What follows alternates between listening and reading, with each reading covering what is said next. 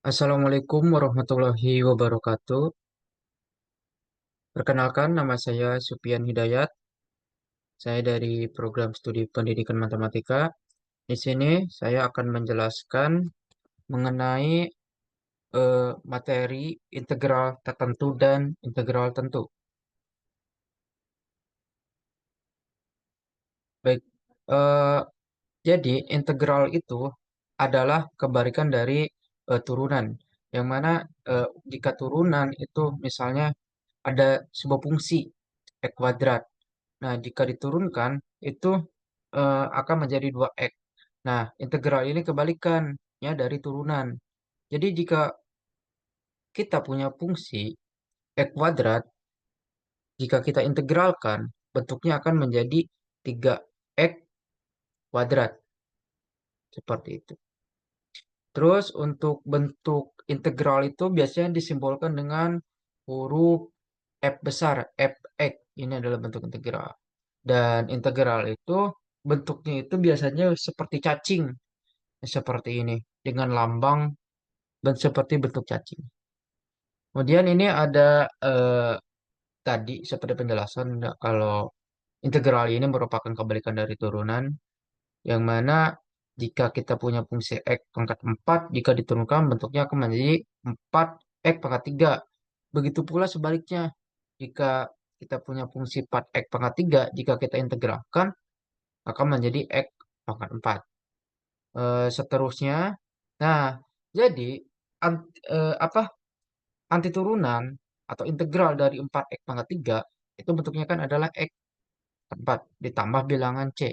Nah, c ini adalah konstanta dengan eh, integral dengan lambang integral ditulis menjadi, jika kita punya 4x pangkat 3 bentuknya itu kan menjadi x kuadrat sama plus c. Nah, c ini ya konstanta gitu sebagai apa bentuk yang belum diketahui gitu. Oke, next. Nah, ini adalah sifat-sifat dari integral tertentu. Jadi ya rumus integral. Nah, untuk yang poin A ini adalah rumus dari integral itu sendiri, yang mana eh, x pangkat n dx sama dengan x pangkat n plus 1 per n plus 1 plus c. Yang mana n ini tidak boleh sama dengan 1. Kemudian jika kita punya a x n x, a-nya itu bisa kita keluarkan. Jadi ya bisa kita keluarkan kemudian baru kita integralkan bentuk x. Kemudian jika kita punya integral x min 1 dx, itu artinya sama dengan integral 1 per x dx. Atau ya kalau bisa disebut sebagai logaritma natural atau ln x plus c.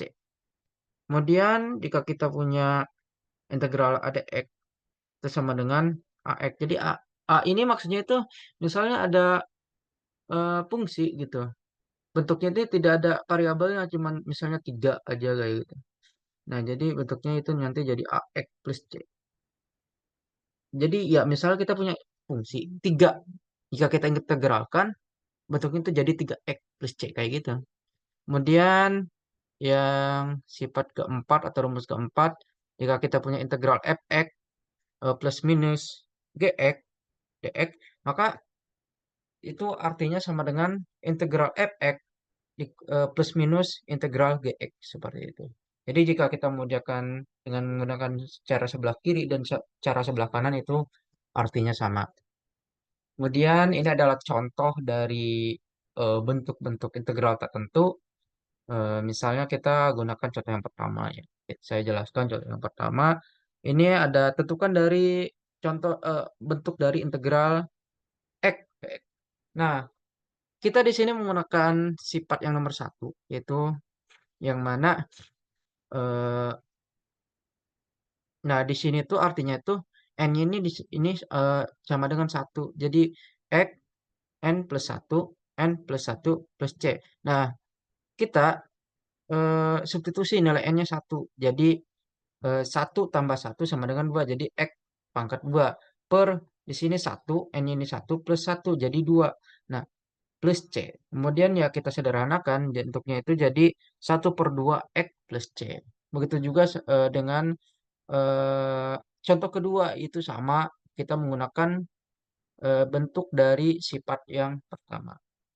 Selanjutnya itu adalah bentuk umum untuk integral tertentu. Nah, jadi kalau untuk bentuk integral tertentu ini itu ada batasnya. Jadi ya ada yang disebut A itu disebut batas bawah dan B disebut batas atas. Kemudian fx ini adalah fungsi hasil integral dari fx yang mana fb itu nilai fungsi fx untuk x sama dengan b.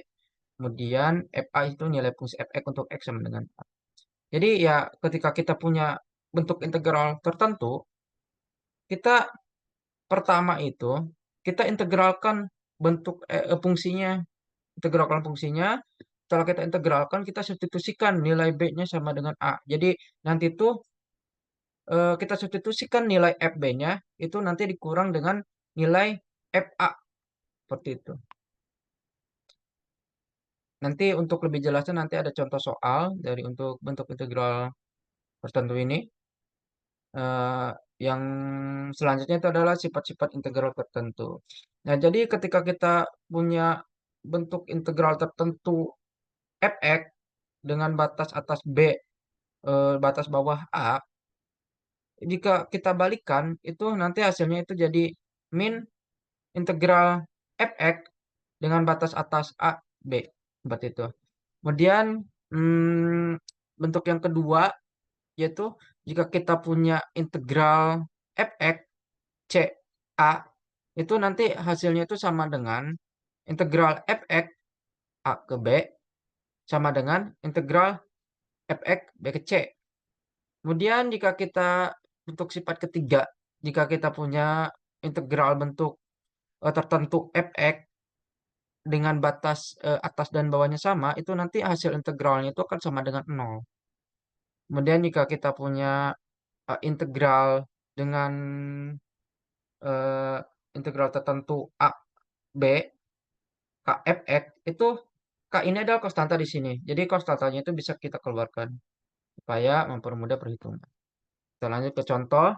Di sini saya akan jelaskan untuk contoh nomor satu. Tentukan nilai dari integral tertentu x pangkat 3 dengan batas atas 2 dan batas bawah 1.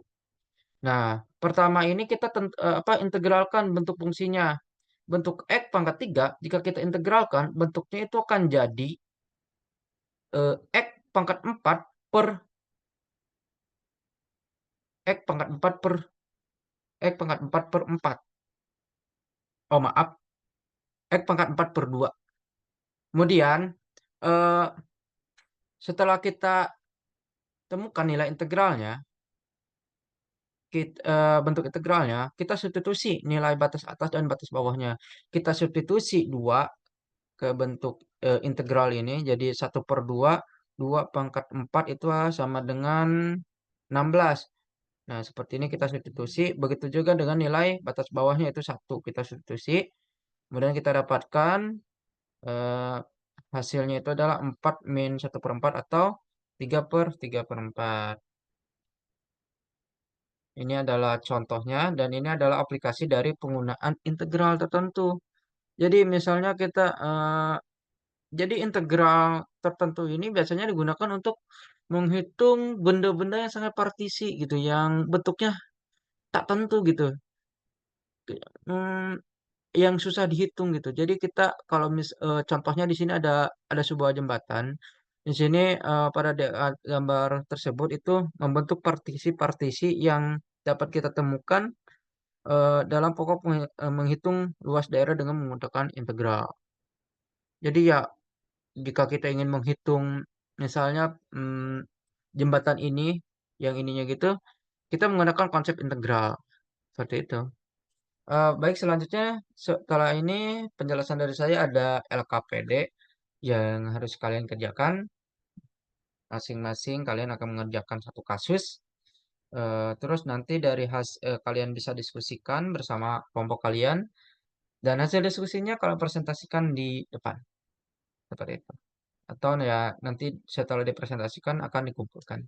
Baik, silakan mengerjakan. Mungkin dari saya. Wassalamualaikum warahmatullahi wabarakatuh.